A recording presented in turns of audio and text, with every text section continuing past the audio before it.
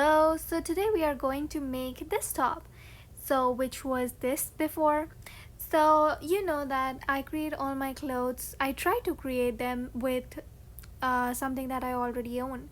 So, this top we are making from a top that I previously owned. So, I'm just cutting like whatever was above the armhole, and then I'm just trying to get the kind of whatever fabric is left, so I was too lazy to unpick the stitches, so I'm just cutting it out.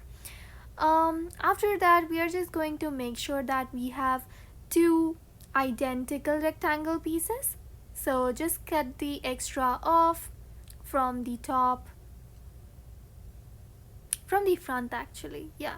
So we will be cutting the extra off. So just like a little disclaimer, at the end I did find that this fabric was too short, so yeah, it was less, so I will suggest you to start with a longer or larger rectangle. Next we just have to make like butterfly out of it, so pleat those two together, and then we are going to feed it through this hole here, and then we are going to stitch them in the middle, so something like this. Well, that's the idea. Let's see how it turns out.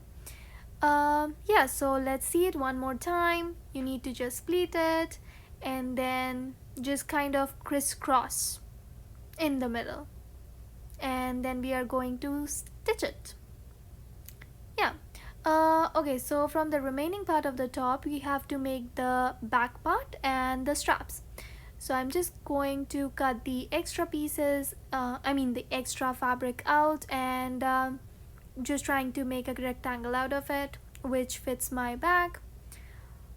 Again, this was also a little bit short, so I had to add a little bit more fabric afterwards. So if you want to use a larger fabric, I think that'll be great.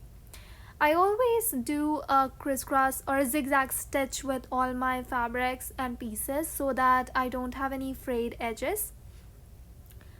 Um, yeah, so it looks something like this, and I know it's not perfect, but this will keep it from fraying. So next what we have to do is make a butterfly. It's so difficult to do it with one hand. Yeah, you get the idea. So basically just fold it. This is for the first part.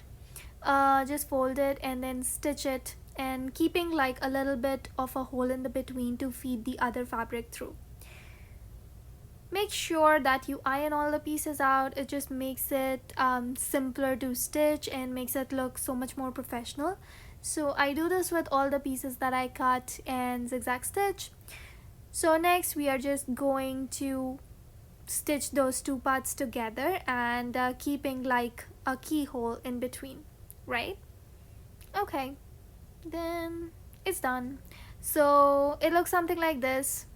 After the first stitch, you see there is a hole there, and then we have to just feed this other fabric through it.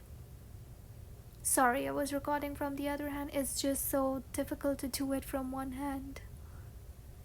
Okay, you get the idea. You have to just put it into that hole. So after you do that, it looks something like this. So just how we stitched those two parts in the first rectangle, we are going to do the same in the second rectangle. So let's stitch that up. Oops. Okay. So I put it in my dress form. This is how it is looking, and as I said in the beginning that I fell short of fabric, so you should start with larger fabric. So I am just going to add some extra fabric on that end, and I hope that will kind of fulfill the lacking fabric requirement. So I have attached it to the back, so I just kind of pleated it and attached to the whole length of the back. Now next, the straps. So I'm taking like 2-inch wide rectangles. Then I'm just going to stitch them right sides together, and then this is a cool trick. I can't imagine, I never tried it before. So this is like I have tried a loop turner and that has never worked for me. So this time I tried like a safety pin and it worked beautifully. Oh my god, I can't tell you. Yeah, so just put the safety pin inside and push all the fabric outside. I don't know how to say, but yeah, I think you get the idea. So yeah, do that and try to turn your strap out. This was really very therapeutic, I would say. This was so fun. Oh my god, I haven't done this ever before. See? Yeah. So now you just have to attach your straps to the top. And yeah, as I said, my back was kind of a little short for this, so I cut it open, and then for the back I just attached some extra straps that I had. um so you can do that, or you can just have a larger back piece to start with. I think that will help. Yeah, you can skip this step if you have like a larger back piece. So let's see how it looks.